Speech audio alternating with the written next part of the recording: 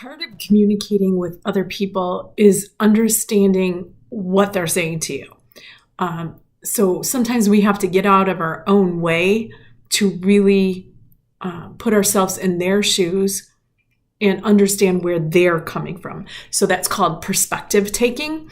And it's not an easy thing to do because sometimes when we're going into a conversation, we have our own agenda.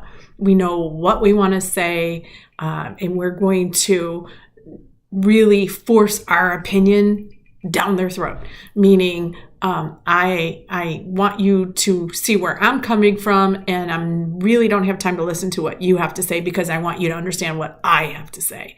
So that really doesn't work. So what we need to do when we're communicating with that other person is try to put ourselves in their shoes and understand where they're coming from. So that's like perspective taking.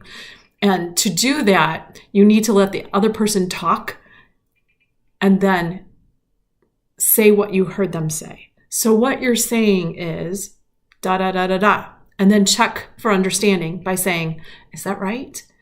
And if you're right, then they'll say, yeah, that's what I'm saying. They'll feel heard, they'll feel understood. And then you'll have an opportunity to say your perspective. And you can say that, that's not really how I see it. From my perspective, it's this.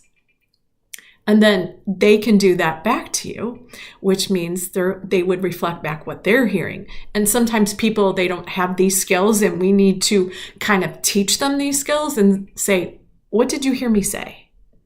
And then sometimes you'll get something back and go, oh, that's not what I meant. What I meant was, and then you have an opportunity to clarify. So this is all about perspective taking and doing the back and forth, which we call dialogue. So Dr. Karen with Best Self Forward.